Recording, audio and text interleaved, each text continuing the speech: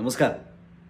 अनेक जणांना खरं तर असं वाटत असेल ना की शशांक अरे कशालाही असले व्हिडिओज करतोस, खड्ड्याचे व्हिडिओज, रस्त्याचे व्हिडिओज, नियम न पाळणाऱ्यांचे व्हिडिओज, कचऱ्याचे व्हिडिओज, त्याने काय होणार नाही रे.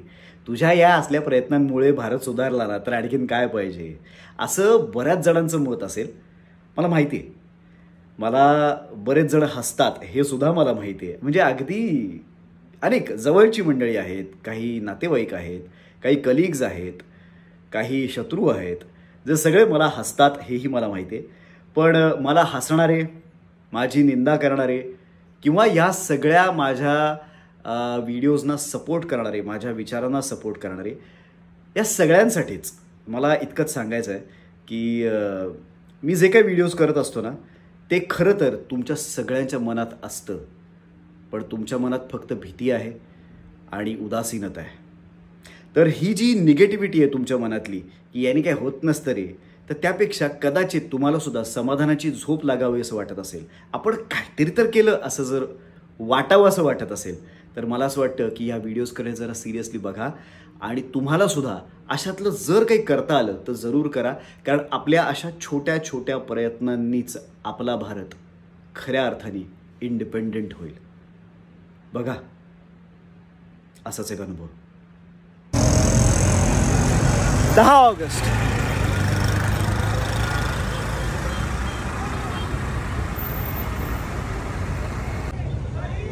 अकरा ऑगस्ट दहीहंडीची तयारी चालली आहे.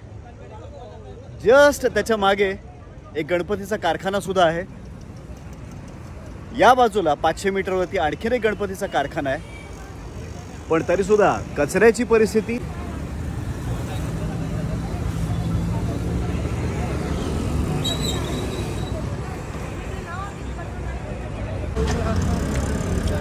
बारा ऑगस्ट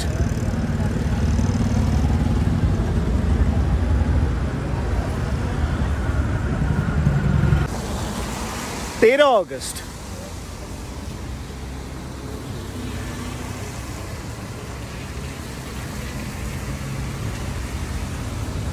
चौदह ऑगस्ट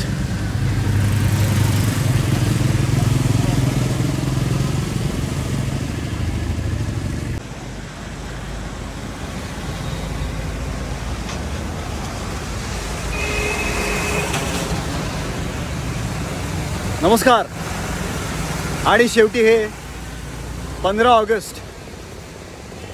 काहीच बदललेलं नाही आहे. मी 5 दिवस व्हिडिओ शूट करतोय, पण ही अवस्था मागचे अनेक महिने आहे, अनेक वर्ष आहे.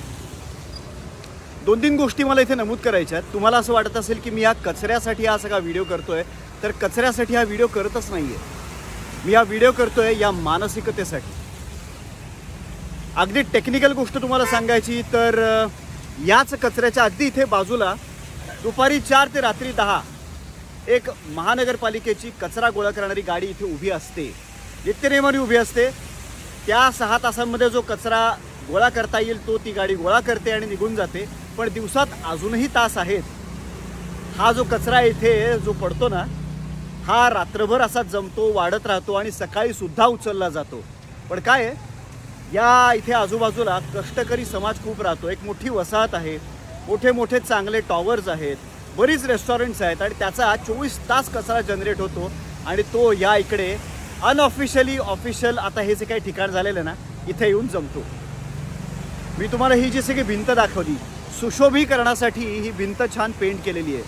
पण आपल्याकडे ही मानसिकता जी आहे ना ती करून टाकलेलं आहे. ओके, काय आहे, सुशोभीकरण करायचं नाही या भिंतींचं की चित्र काढा आणि मोकळवा, पण ते स्वच्छ राहतंय का, त्याच्या आजूबाजूचा परिसर स्वच्छ राहतोय का. तुम्हाला 11 ऑगस्टचा व्हिडिओ जरा मागे जाऊन पाहिलात तर कळेल. तिथे मी दहीहंडीची तयारी चालू असं दाखवलं, जी आत्तासुद्धा सुरू आहे. 500 मीटर इकडे आणि 500 मीटर तिकडे गणपतीचे कारखाने सुद्धा आहेत. इतकं छान पवित्र काहीतरी इथे घडत असताना, खूप आनंदाचा माहोल असताना त्याचं वातावरण हे असं अशुद्ध घाण असणं तुम्हाला पटतंय? माझी रिक्वेस्ट इतकीच आहे, 4 ते 6 एक जो ट्रक उभा असतो कचरा गोळा करण्यासाठी, त्याऐवजी या कचऱ्याचं काहीतरी कायमस्वरूपी एक सोल्युशन काढता येईल का आपल्याला? बघा, म्हणजे खरं तर मी या परिसरात राहत नाही, इकडनं 1.5 किलोमीटर लांब राहतो. याच्या वासाचा मला डायरेक्ट त्रास होत नाही, पण काय आहे, भारतातलं महाराष्ट्र, महाराष्ट्रातलं ठाणं, ठाण्यातला पोखरण रोड नंबर 2 आणि त्यावरचं एक छोटंसं ठिकाण. आता ही जी मानसिकता आहे की आता एवढ्या छोट्या छोट्या ठिकाणचा कचरा गोळा करणं ही काय आमची जबाबदारी नाही बाबा, हे तो चलता आहे, हे भारतात होत राहतं, याच्याकडे लक्ष नाही द्यायचं आहे आम्हाला. तर नाही, इतक्या छोट्या छोट्या ठिकाणी जेव्हा तुम्ही लक्ष द्याल तेव्हाच तो अल्टिमेटली भारत स्वच्छ होईल आणि खऱ्या अर्थाने इंडिपेंडन्स साजरा होईल असं मला वाटतं. तर मला असं वाटतं की भारतात आणखीन अनेक मुद्दे आहेत ज्यावर आपण बोलू शकतो, आपल्या तक्रारी मांडू शकतो, पण भारतावर प्रेमही करू शकतो. तर मी माझ्या आवडीचे आणि मला ज्याचा सगळ्यात जास्त त्रास होतो ते विषय कायम उचलतो, त्याबद्दल भाष्य करत राहतो. तर मला असं वाटतं की आपण सगळ्यांनीच, तरुण पिढीनी यावर लक्ष देऊया. ही जी सगळी मंडळं आहेत जी आता छान आनंदात उत्साहात गणपतीची तयारी करतायत, दहीहंडीची तयारी करतायत, तर त्या मंडळांनी, तिथल्या लोकल पॉलिटिशियन्सनी सुद्धा याकडे लक्ष दिलं पाहिजे की फक्त सण साजरा करता कामा नये, सणाचा व्यवसाय होता कामा नये, तर या सणांबरोबरच त्या मुलांना याची सुद्धा जाणीव असली पाहिजे की आपला आजूबाजूचा परिसर सुद्धा स्वच्छ असला पाहिजे. आणि जेव्हा हे सगळं स्वच्छ होईल त्यानंतरच मला असं वाटतं की सण साजरे होतील, भारताचा इंडिपेंडन्स साजरा होईल. त्याशिवाय मला वाटतं की भारताला इंडिपेंडन्स मिळाला आहे असं म्हणणं खरंच चुकीचं ठरेल.